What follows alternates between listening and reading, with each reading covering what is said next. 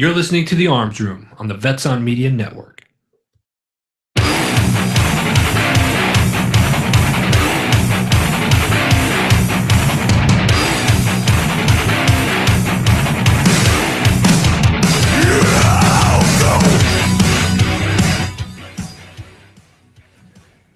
Stop doing that. Good morning, everybody. You are on The Arms Room with John and Matt, coming to you live today from the Cowtown Studios.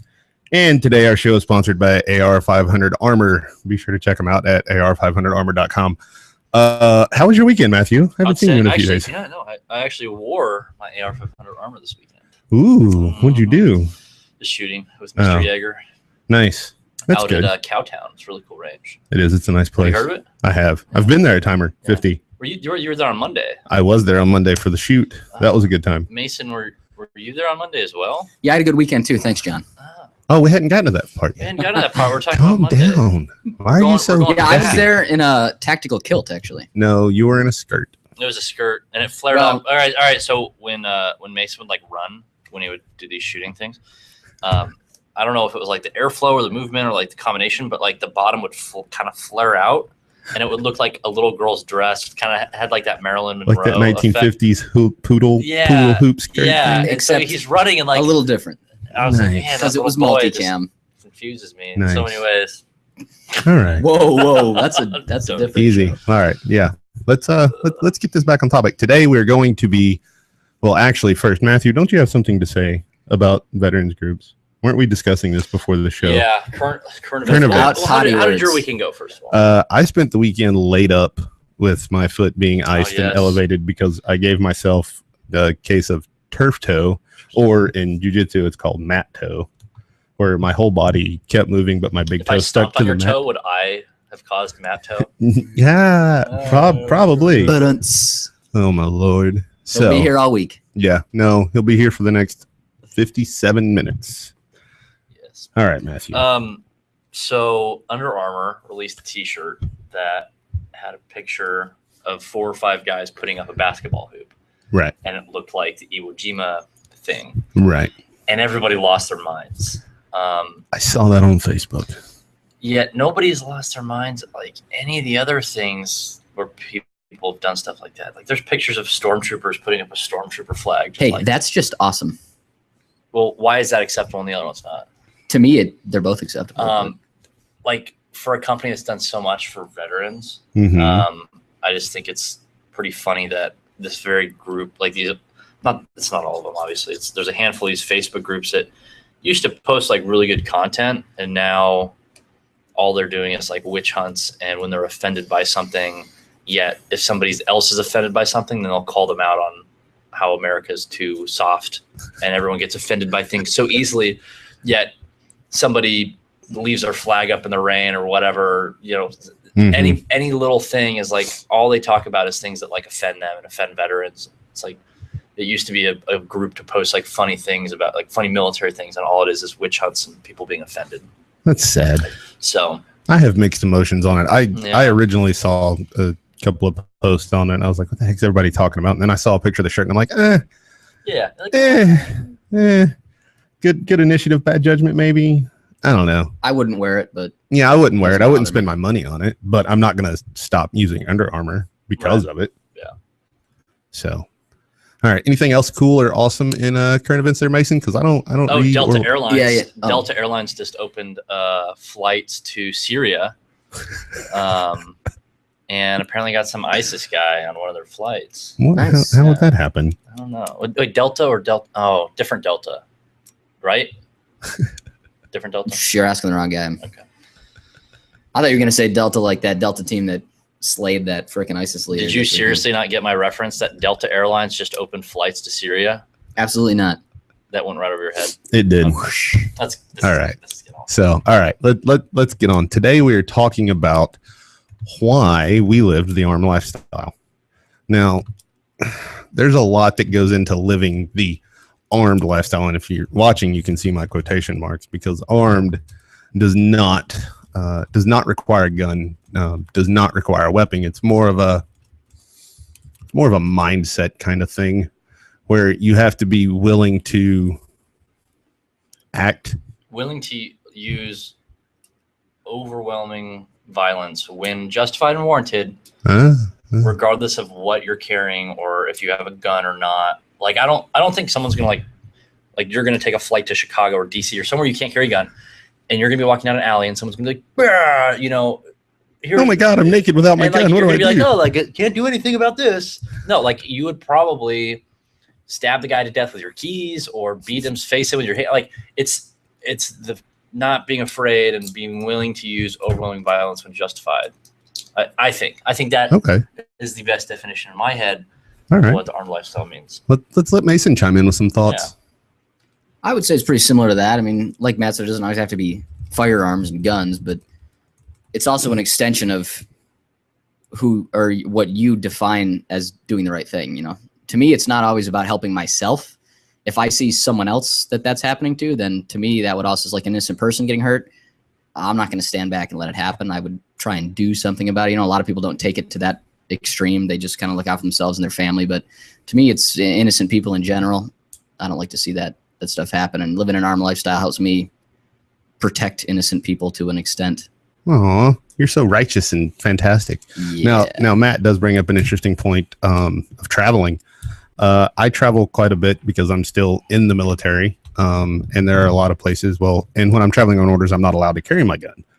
Now, I can still carry my med kit. I can still carry my pocket knife. I'm good. What was that, Mason? That wasn't me. Oh, okay. But a lot of people bang the drum about, oh, well, I feel naked without my gun, or no one will ever disarm me, or any of these things like this. And they forget that people travel. Yeah, exactly. People travel. There's places, even here, even in Arizona, one of the most gun-friendly states in the U.S., there's places here where we're not allowed to carry a gun. But I'm not unarmed because I don't have my weapon with me. You know, I'm still able to pay attention to things and act appropriately if I need to do stuff. So any more thoughts on that there? No, like I travel to DC a bit, and like, you can't carry knives there, you can't carry like anything there. Like, that's true. Nothing. And so when that happens, it's like, well, then it's a lot more about mentality as opposed to a physical thing. But it also goes back to that show. That, like, we walk around in groups. Like, all other guys that work for my organization from the gun-friendly states, we all kind of complain about the same thing. And, you know, maybe you still go by yourself. Maybe walk in a group. Yeah, you know. Or it also goes back to that show we did a couple weeks ago about not about carrying things that aren't necessarily weapons, but that can be used in a situation like that, like a belt with a big old heavy buckle, or your tactical pens. Just make sure your pants don't fall off when you take your belt off. Yeah. Pants around your ankles. That would not be awkward. Defensive posture. Actually, it's an extremely defensive posture. Nobody wants to fight naked people. There's many a video that prove that. I think it also comes down to knowledge. This lifestyle is about knowledge. My mic's freaking out over here for some reason. Yeah, you're touching cords and stuff. Oh, I'm sorry. Let me move my hands. I don't know what to do with my hands, so yeah, I'm not sure what's going on here. No, it comes down to being about knowledge, and I think that's the biggest draw to me is living this lifestyle. You know, it gives me the opportunity to meet different people, do different things. Mason's trying to stick his hand in the camera. It allows me to expand my knowledge of this lifestyle in general, whether it's hand-to-hand skills, whether it's shooting skills, whether it's emergency medical skills, which I think is an often overlooked part of the armed lifestyle as a whole. And we've talked about that before on the shows, is if you're going to be willing and able to make bullet holes, you got to be willing and able to. It is the story of my life, man. Todd, I'm serious. So many people want to do the cool stuff. And like, even in medical, everybody's like, I want to do like IVs. I want to crank that guy. Yeah, nobody cares about. It's all like, what's sexy, just like carrying a gun. Like, how many people that carry a gun, like carry a flashlight, like really truly train with a gun? Yeah, you know, like. So you're saying you have to seek knowledge? Absolutely, yeah. Yeah. So you can't go and spend $500 on a gun, $30 on some ammo, and $7 on a holster. Throw that thing on your hip. The nylon with the front pouch. Yeah. With the cool metal belt clip, and then clip it to your front pants pocket and say that you live the armed lifestyle. That's correct. No, that's a lie. That can't be true. That has to be the way you can do it, right? You can have the nicest, most expensive firearm that there is on the planet. If you have no knowledge how to use it, someone can walk up with the cheapest piece of crap ever and still outshoot you. Glen, somebody was saying those stories about like some guy got his gun and was happy about it, open carried. Some dudes walked up on the street, just saw by the way the guy was carrying himself, was like, "Give me your gun." And just took the guy's gun. That's no bueno. I believe it. That's no bueno at all. So now let's see, what else can we come up with here? Physical fitness. What? No, fitness is part of this. No, I'm just gonna throw my 3% sticker on the back of my car and 800 pounds. Well, why don't you expound on the fitness thing? Because you're kind of the fitness expert around here. No, I wouldn't really. You're still big and buff. No, stop. No, keep going. No, you're not gonna do any. Like your body's reaction to stress is whether mental stress or physical stress or no sleep or hunger or whatever. Like you don't see unfit people passing selection in Ranger School. You can't just, I can suck it up. Like, nah, like your body can't. You can suck up a little bit. You can suck up to it a little bit, but at some point, like your brain can't deal with whatever it is that's going on. Right. And the only thing that's one of the few things that's been proven to help with that is physical fitness. Like do you think there's like a crazy correlation that the most physically fit people in the world are also incredibly disciplined? No. Because they're all athletes or special operations guys or whatever, or Olympians. I don't know. So many people are like, "Oh, I'm just going to open carry my whatever, and if somebody starts something, I'll just fire a warning shot and then shoot wound," or whatever crazy stuff that we like to joke about. Physical fitness and like medical skills and training are like all the stuff that matters, just totally ignored because those aren't fun. Yeah, that's true. If people think shooting doesn't involve being physically fit, that is wrong. You cannot shooting somebody just because I'm just pulling a trigger. That doesn't mean that you don't have to be physically fit to do that. Oh yeah, it's not like everybody likes to think it's gonna be all cut and dry. And like I've never been in a self-defense shooting, but I can't imagine that it's just like no, walking down the street and some guy's like attacking you, and you're like, like pop. Yeah. That's why you always see those guys that weigh like 300 pounds and they're like, "I'm just going to stay in one place and kill everyone that comes after me." Be like, yeah, even if you are going to do that, you have to be physically fit to do that. You have to be fit enough to stand up that long and hold your gun out that long. Yeah, and I think everybody thinks it's going to be so cut and dry, and they don't realize it's going to be up close and violent, and their hands are probably going to be on you by the time you figure out what's going on. I mean, for the average legitimately for the average person that doesn't walk around with PTSD and have their head on a swivel and hypervigilance and all that crap that we all deal with. Yeah. I think an average person that just carries a gun to carry a gun, the fight's going to be on by the time you realize a gun needs to come out. The fight's going to be over. And to add a little bit to the fitness thing is I've done a little bit of reading, a little bit of research, been in a couple of bad situations myself, not as a civilian, but the way your body reacts in those situations. Yeah, you read these stories about these moms that are able to lift cars off of their children. Okay, that's not the norm. But if you look at take the special operations guys, for example, these guys take 5, 6, 7, 8, 9, 10 gunshots, blown up by hand grenades, and they're able to still keep fighting is because their body is conditioned and is in such good condition and shape that they're able to soak up that much more damage and just keep going and keep going and keep going until they literally can't go anymore because they're out of blood or they don't have any legs or whatever that situation is. And then the flip side to that, to get in that type of shape, it requires incredible discipline, like just an incredible amount of discipline. And I've always kind of fought that level of discipline. I've always maintained that. No, it's hard, man. I was a really skinny kid growing up in high school and whatnot. And then when I graduated and before I was joining the Army, I got in really good shape. And then when I was in, I kind of dabbled with it. And then my last 2 years in, I was just like, I'm going to start lifting weights because I want to get bigger, right? And it honestly, you can't just jump into that kind of thing and be like, I'm going to chicken and rice every day, 3 meals a day, protein shakes, juicing, no more alcohol, no sugar, no tobacco, no carbs, and I'm just going to lift 6 days a week and do No, you can't just jump into it like that. How it was for me and all my lifting buddies or whatever. I was like, I just want to lift to get bigger. And I guess I got to eat more. Okay, well, I guess I got to eat better and more. Okay, so there's a correlation there. Like, oh, maybe I got to stop drinking. Okay, so tobacco suppresses appetite. Okay, and like before you knew it, like I was prepping all my meals, and I would go insane if I would be lifting 7 days a week, working out 7 days a week, lifting, whatever. And I just kind of found myself living that incredibly disciplined lifestyle. Like you can't just. That's the unfortunate part about physical fitness is people think that they can just jump in and be like, I'm all in. Like you will. Your brain will be burn like, out, no, and thanks. you'll like, yeah, you'll like, no, out. I don't want to do this anymore. Go do 80 hours a week in your favorite thing as a job. You're gonna get burned out. I promise. Eventually, it won't be your favorite thing yeah, anymore. it's not gonna be fun anymore.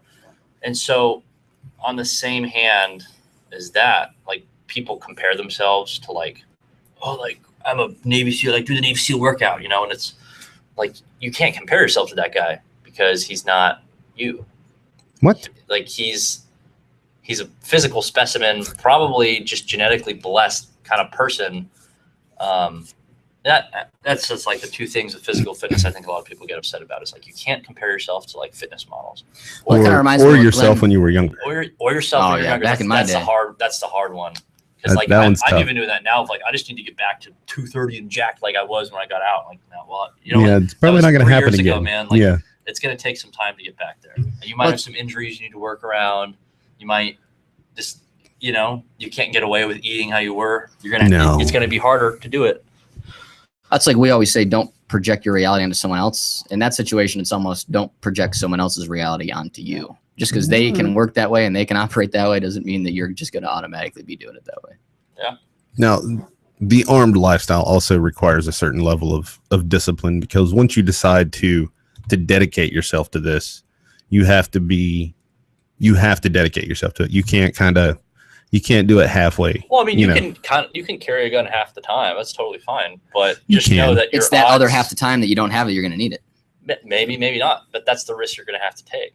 Well, all right. We've established that pretty much everyone in this room and on this show carries a gun every time that it's allowed to be carried. Right. So let's remove the gun from this period. All right. So when you dedicate yourself to this type of lifestyle, because there are people that live this lifestyle that consciously decide not to carry a gun. A good friend of mine's wife, she's got a couple of kids. She's running errands in town. She's hauling the kids in and out of the car. She's hauling them in and out of the stores. And carrying a gun for her is extremely inconvenient because of the way she dresses or because of the fact that she's wrangling all these children sometimes. So she consciously decides not to carry a gun, but she is still armed because one, she's able to pay attention to what's going on around her. She thinks about, okay, well, it's 8:30 at night. Do I really need to run out to the store to do this right now? Right. No, probably not. And that requires a level of discipline too, because you have to look at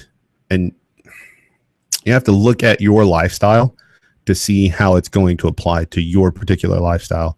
And if you truly want to live this, you have to be able to adjust your lifestyle to fit this. Like when I started carrying on a daily basis, I lost a couple of friends because they just didn't get it, and then I had to stop drinking when I went out at dinner because, I'd go out and have dinner with my wife and I'd have a beer or two or 10.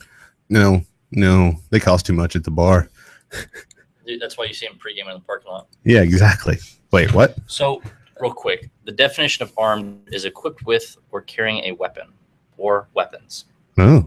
Your mind is the greatest weapon that we possess. What is defined as a weapon? Let's look up the definition of a weapon. Ooh, Google that too. Well, I think Mason kind of hit the nail on the head for where we're going with this is your mind is your greatest weapon. Everything else is just a tool.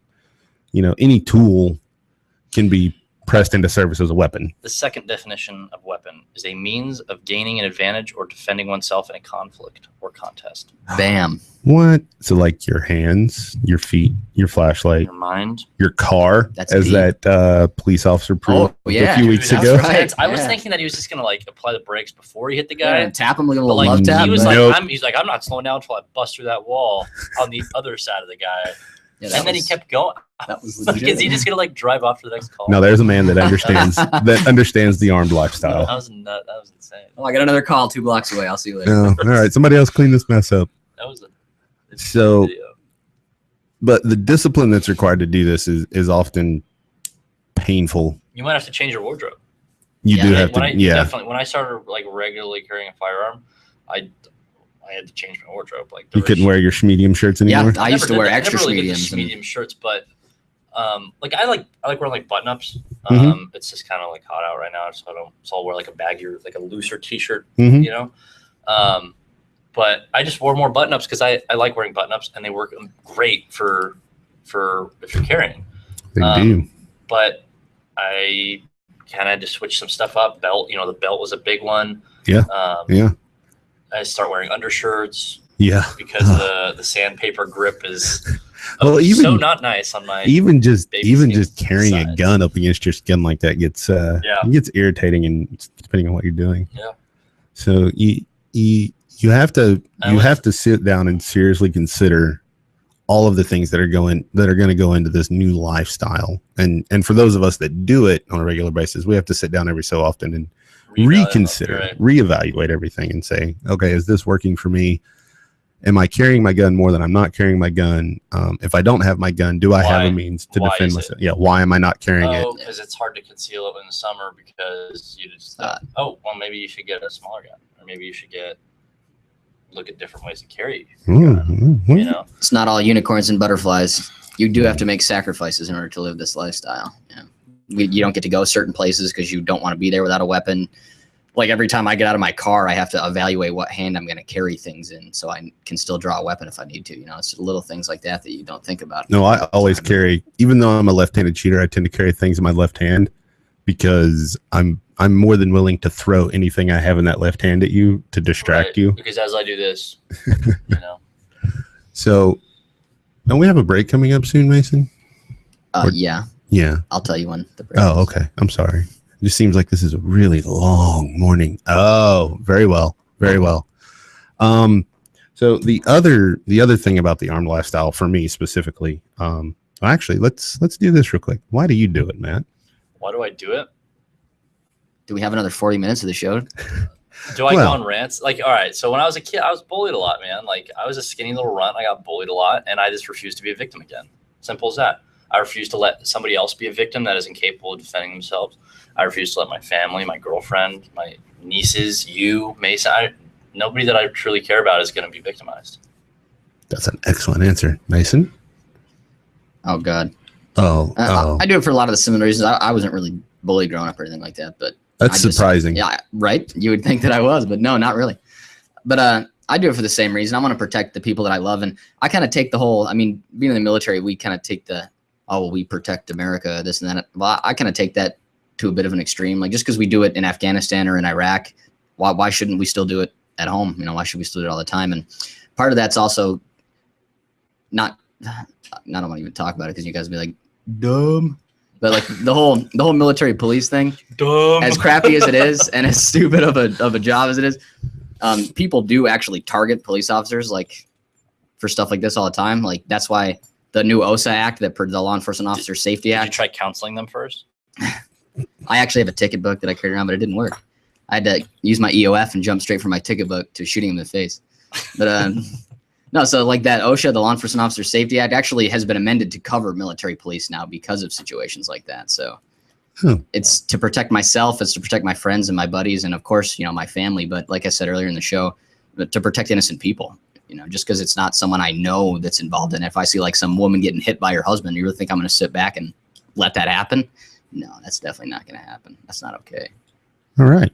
A couple of good. For me, I lean towards the Glen answer, which is I don't want something to happen to me or my family, and then know that there was something I could have done to prevent it or to stop it from happening. It's for me, it's about family. For me, it's about friends. For me, it's about my safety and the safety of my friends and my family. And it's about being able to take care of myself, even when the chips are down, even when the situation's the worst possible situation I could possibly be in. And I've been told by Mason that we're going to go on a break here in very shortly. And when we come back, we are going to talk about the safety aspect of this, and then we'll probably end up getting into a little bit of the self-reliance aspect of it, which is another big reason that I live this lifestyle and kind of preach about this lifestyle to my friends and my family, and hope that they get on board. So we're going to go on a break. Stay tuned, and you're listening to the Arms Room.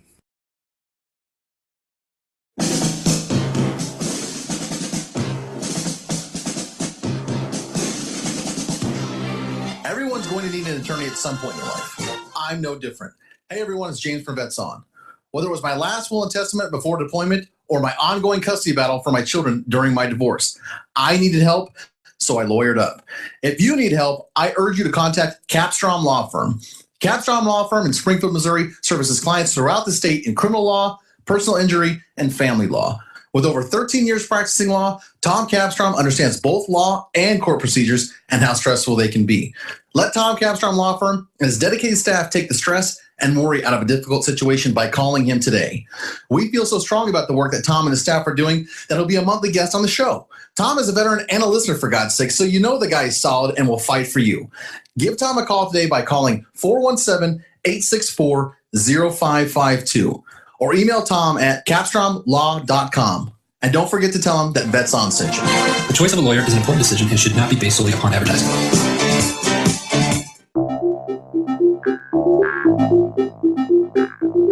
If you or someone you know is looking for a new job or career, you need to visit the pros. National Career Fairs at ncfairs.com. National Career Fairs hosts over 300 career fairs a year nationwide. The events are free and give you the perfect chance to meet some of the top employers in your area face to face. To find the nearest career fair to you, visit ncfairs.com. Again, that's ncfairs.com. What are you waiting for?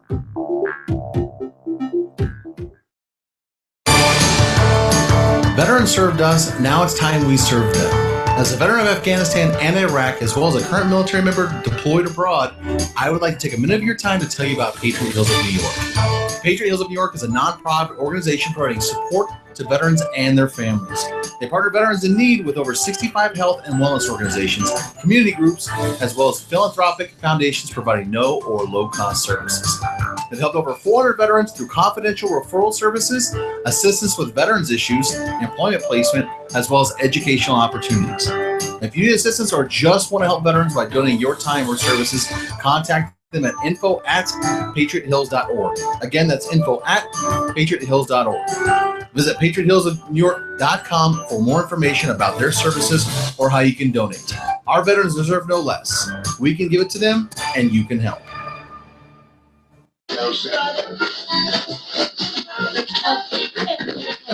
You're listening to the Arms Room on the Vets On Media Network. Hey, you're back on the Arms Room with John and Matt, and we're letting the soundboard. I guess guy. Me too. Yeah, and Mason. We're letting him kind of get in on this conversation. For those of you wondering, I forgot to cover this a while ago. Why Glen is not with us today? Why? Why, you ask? Is Glen not here today? He is at summer camp up in Utah, working with some kids. Thing he does every year. So he'll be back next week. Don't worry. Or will he? I hope so. Yeah. So they'll probably get. I'm willing to bet I'll get a speeding ticket on the way back.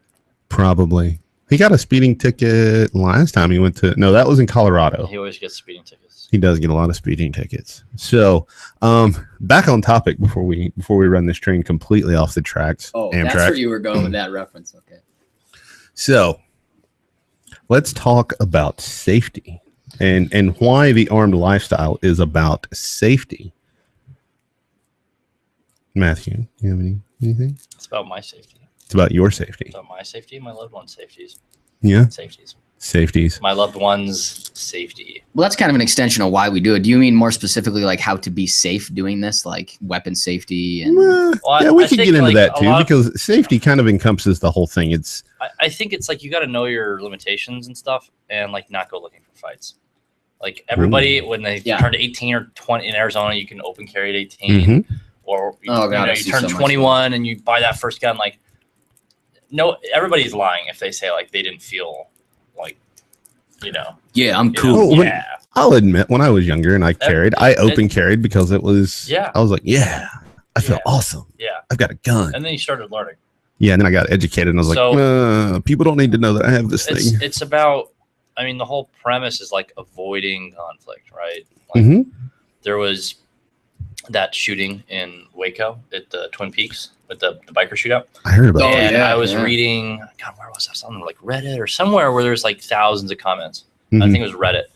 And there was people that were posting in the thread that were like, we were there, we saw that going down, and we just left. Like we as soon as we saw it going down, we grabbed our keys and we left. Yep. And there's other people who are probably like, oh, let's just not make eye contact. And like, you know, those people and there was that made the conscious decision of like, I guarantee you somebody in there, some innocent third party, some guys like the three of us were grabbing a beer in there or getting food or whatever, saw that going down and we're like, hero time. can we take them? No, that's not the question. Can we get See out you of here? later. Yes. Can we get out of here alive? That's the Okay. question. So And I think the huge part a lot of people forget is like, well, I'm not afraid of going anywhere for my cold dead hands, you know? And it's like, why? Yeah. That's like my job fear is like getting involved in a self-defense shooting. Even in my own house. Yeah. Such a huge fear of the litigation, the aftermath. Yeah, people think fear is a weakness, but it's not. You can use it as a strength. Whatever. Fear kind of keeps you alive. Heightens your awareness. Yeah, just dealing with the cops and lawyers and civil suits and the charges and the neighbors and the news and what happens if it's some 16-year-old kid that was breaking in, or what happens if there's like some racial thing. And then now you're going to be that guy. Yeah, like that's just avoid it. You know, people like if somebody like if I hear someone like breaking a window, creeping in my house, I'd be like, I have a gun, get out. You know, and most people would be like, I would smoke check him in the face. I'm like, okay, well that's cool, dude, but like, have fun. I don't have the next money 2 for that. years of your life in I don't court. have the time for that. Yeah, I don't have the time nor the money. Yeah. Well, the time I've got time.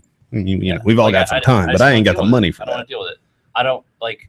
I think avoiding conflict is right alongside with like knowledge and training and medical skills and evaluating yourself. And it's like the most valuable skill that we could teach in a self-defense situation is to not get put in a self-defense situation. Yeah, I was with Glen and I went to, I can't remember where, they had this like huge simulator where you can like simulate shooting. Oh yeah. Yeah, I remember Glen mentioned that last show. It was like you're a security guard at a workplace and they come up to you. It's like very video and interactive and stuff. And the guy that like runs the thing, I can't remember his name, but was that Russell? No, it wasn't Russell. It was an older guy. Oh yeah. I can't think of the guy's name. And he said like over all of his time and training on this system, like nobody's ever just been like, I'm gonna leave.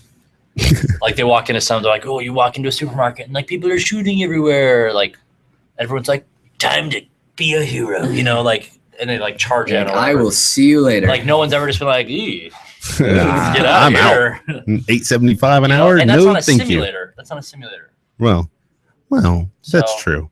Now to speak specifically about the gun safety part of it, like as far as the safety of your gun and how to, you have to look at how to store it. Do you have kids? I have kids. I have little kids. One of my little kids can climb all over everything. Yeah. Little kids are different than 16-year-old kids. Yeah, little kids are way different than 16-year-old kids. So you have to be able to keep control of your weapon because that will add to your safety.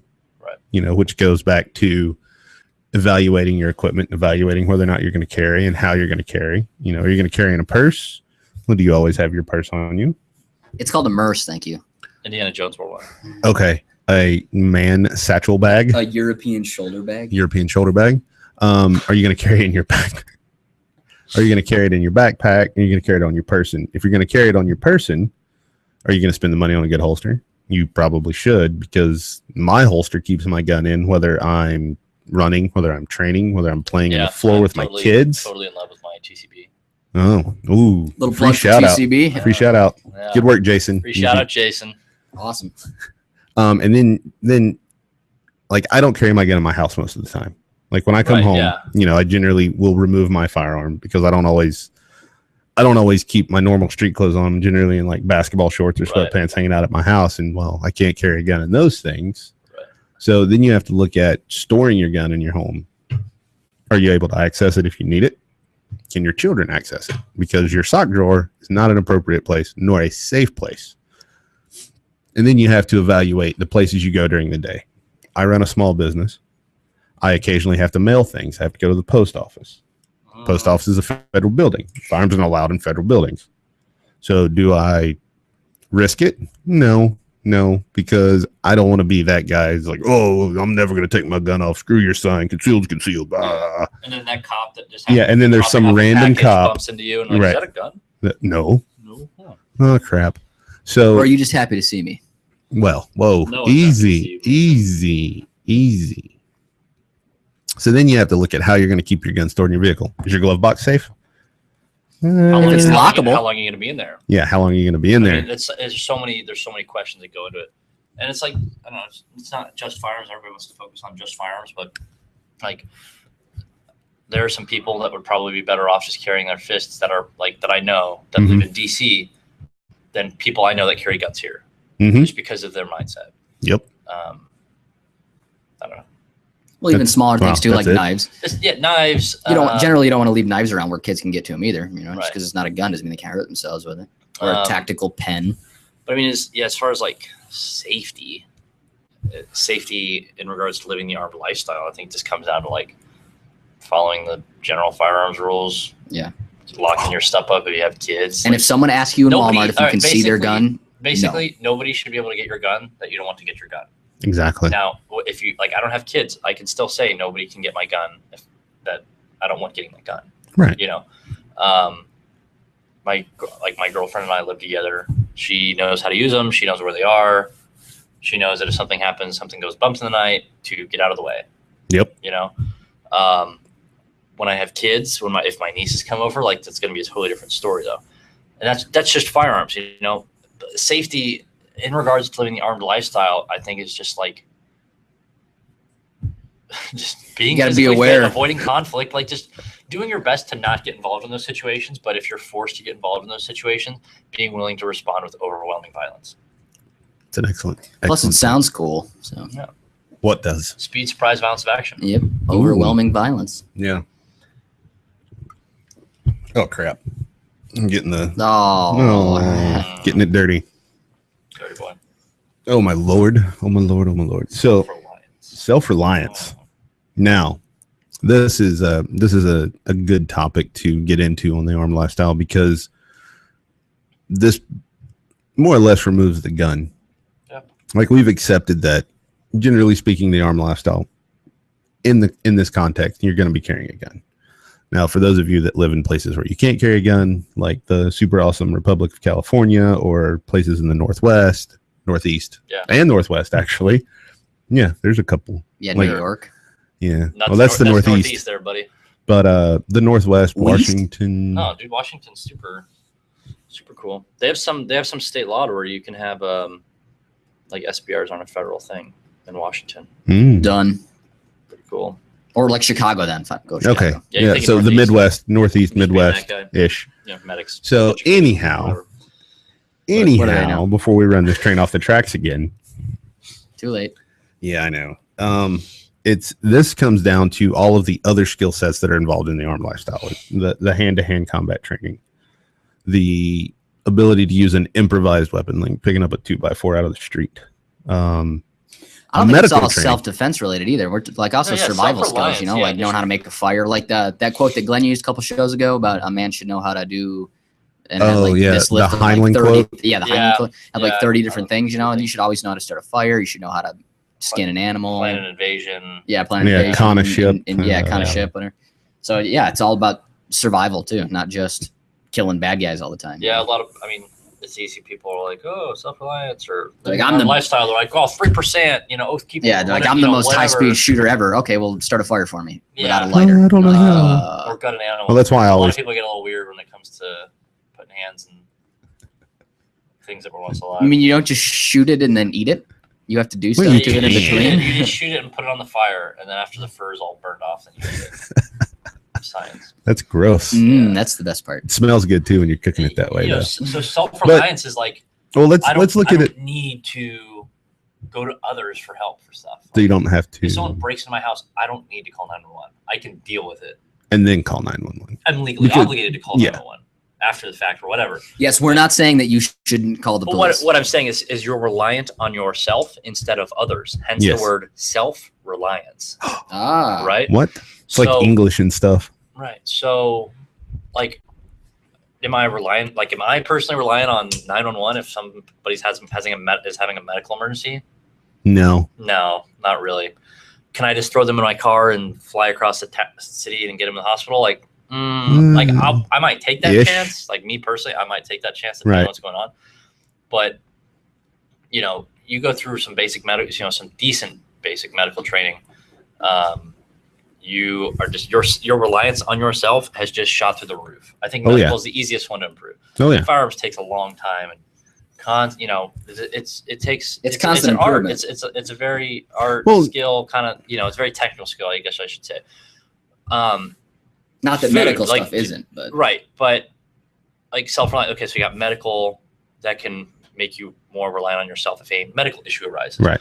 Do you know how to gather food or forage or hunt and clean and prep an animal? Well, if you're out in the woods and you're camping or whatever, you're now reliant on yourself to get fed instead of being reliant on others to feed you or bringing all that food or Walmart or, hey, let's go skedaddle on into town and get some food from McDonald's. Let's drive 50 miles to get food while we're camping. So like self-reliance, I mean, like every time I go to the grocery store, I buy like a huge 10-pound bag of like rice and a huge 10-pound bag of beans that kind of like be good forever. Yeah.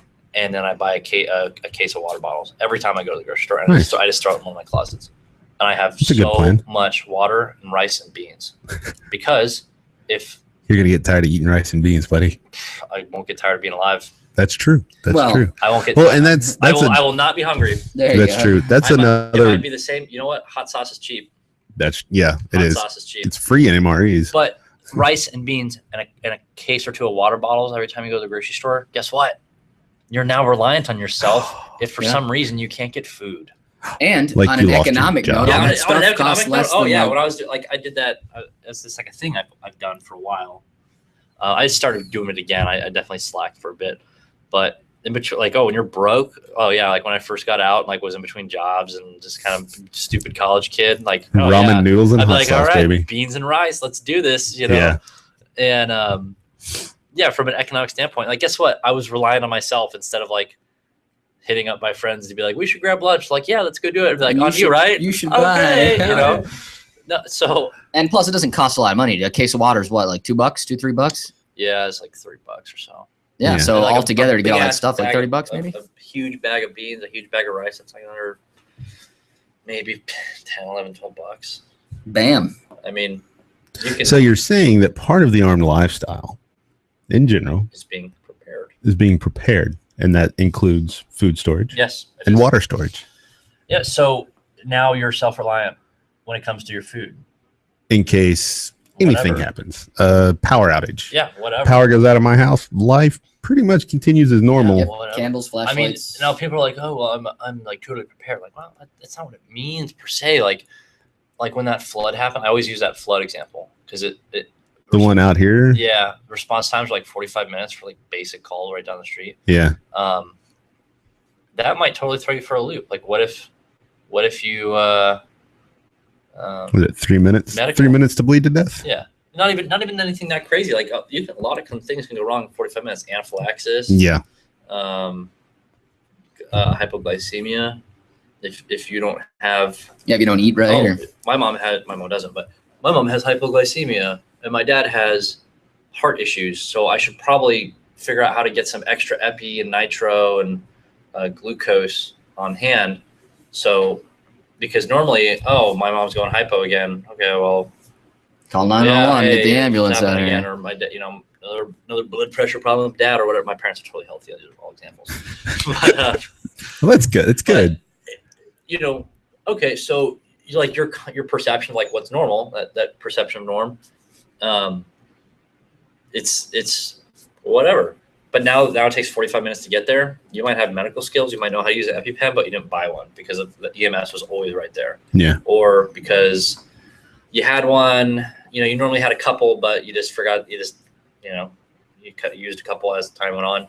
Or you've never really bothered to have glucose or this stuff on hand to deal with someone going hypoglycemic because they were you can always call somebody. Yeah, we'll just give her a banana or give her a Coke or give her some gummy bears, and then by the time she finishes down in the Coke, EMS and fire are there. Well, now it's 45 minutes and they can't. So yeah, that's a really good example because it doesn't always have to be that's not all trauma world-ending. and traumatic. True, chest seals and crikes. Yeah, like zombies are coming and there's nothing else left ever. Common stuff. Slips and falls. Oh yeah. Like it's all basic. Listen, like if you want to be informed, listen to Phoenix Fire puts them out of codes, but listen to Mesa Fire EMS dispatch. It's like Mesa Chandler Gilbert. Mm-hmm. It's like the whole East Valley Fire dispatch, and just listen to what the calls are. It's all it's like weird random stuff. It's just all falls, chest pain, hypo, diabetic. All right. Well, we're gonna go on a break. We'll be back. We'll wrap this up and talk a little bit more about what's coming up for us. So you're listening to the Arms Room. Veterans served us. Now it's time we serve them. As a veteran of Afghanistan and Iraq, as well as a current military member deployed abroad, I would like to take a minute of your time to tell you about Patriot Hills of New York. Patriot Hills of New York is a nonprofit organization providing support to veterans and their families. They partner veterans in need with over 65 health and wellness organizations, community groups, as well as philanthropic foundations providing no or low-cost services.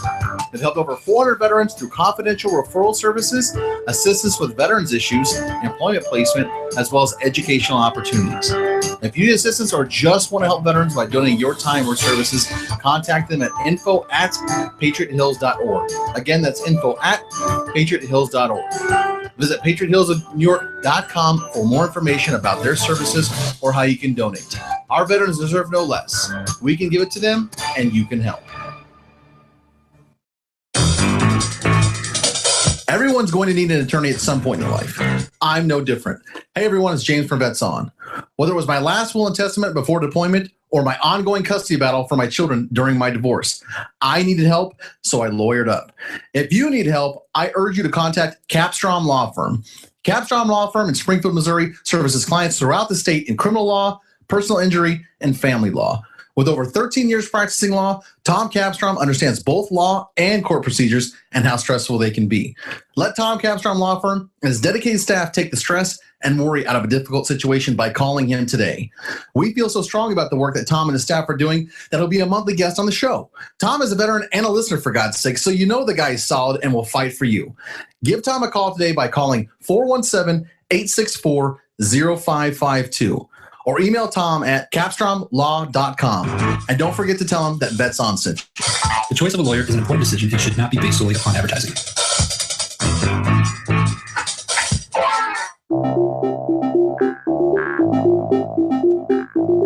If you or someone you know is looking for a new job or career, you need to visit the pros. National Career Fairs at ncfairs.com. National Career Fairs hosts over 300 career fairs a year nationwide. The events are free and give you the perfect chance to meet some of the top employers in your area face-to-face. To find the nearest career fair to you, visit ncfairs.com. Again, that's ncfairs.com. What are you waiting for?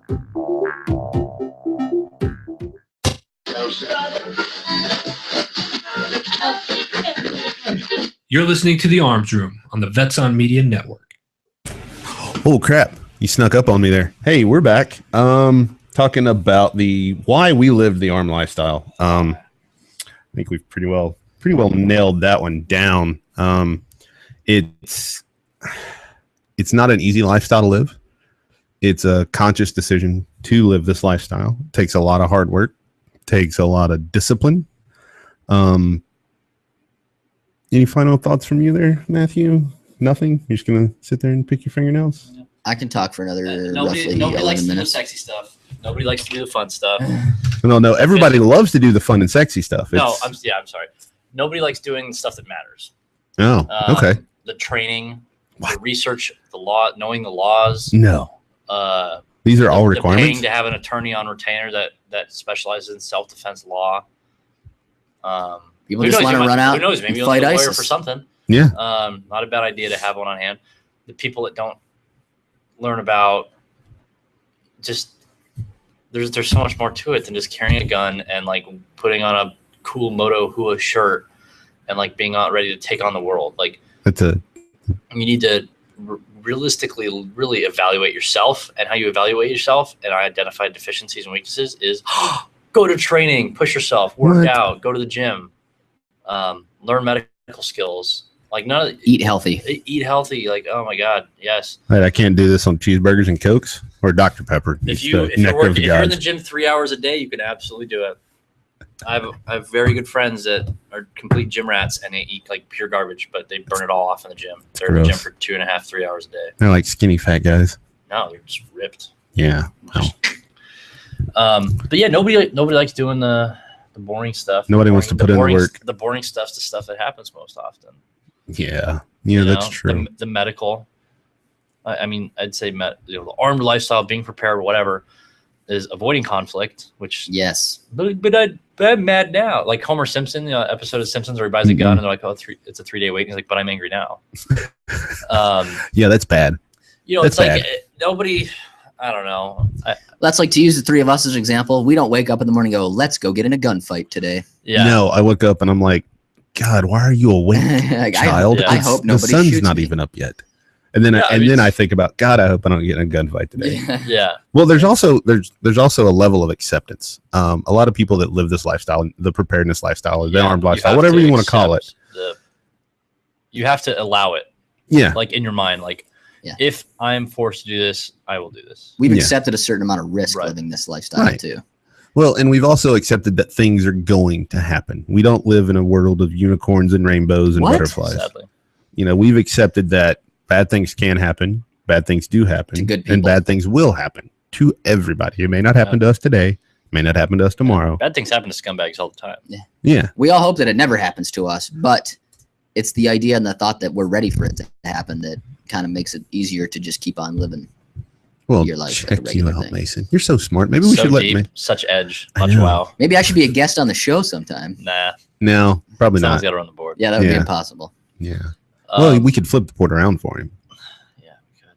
But the camera. We could just make him get up and run in between seats. We could have another show where the camera's on my face the entire time. Yeah. Yeah, let's not do that. So I think it's more about like the armed lifestyle goes hand in hand with the safety and the self-reliance. And when you look at the big picture, it's about, I feel like living the armed lifestyle is more about self-reliance than living an armed lifestyle, because I'm reliant on myself to prevent me or my loved ones from being victimized or assaulted or whatever. I can rely on myself to treat minor to major medical problems. Right. They really go hand in hand. Yeah. If something happens, say I lose my job, my wife loses her job, you're not going to starve to death. There's a food strike. There's a truck driver strike because grocery stores have about 3 days worth of stuff in there, or there's a mad panic because there's some terrible thunderstorm coming in, or there's an earthquake or whatever. I'm still able to feed my family. Right. And then if that extends even further, I'm able to protect my family and continue to feed my family. Right. I think that's a good point. I think self-reliance more sums up the armed lifestyle than the armed lifestyle does. Yeah. Look at you, big brain on Matt. In my opinion, and it's just my opinion, they having one without the other is kind of limiting yourself a little bit. It's just too simple. Yeah. It's too like basic, one-dimensional.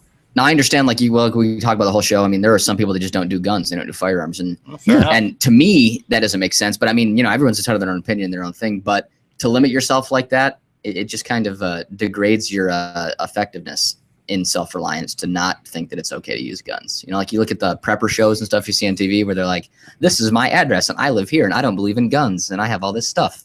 Well, then guess who's going to come take your stuff? My favorite episode of that was like these old ladies in Mesa were doing like food storage or whatever, and like they're just like throwing meat in a jar and like sealing it and just like throwing it on the shelf. Like, we can all our food. I'm like, dude, you're gonna die. That's not canned. Like, you'll die before the zombies get you. That's not canned appropriately. That's another thing about the armed lifestyle that I kind of glazed over is the just because you do it doesn't mean everybody needs to know you do it.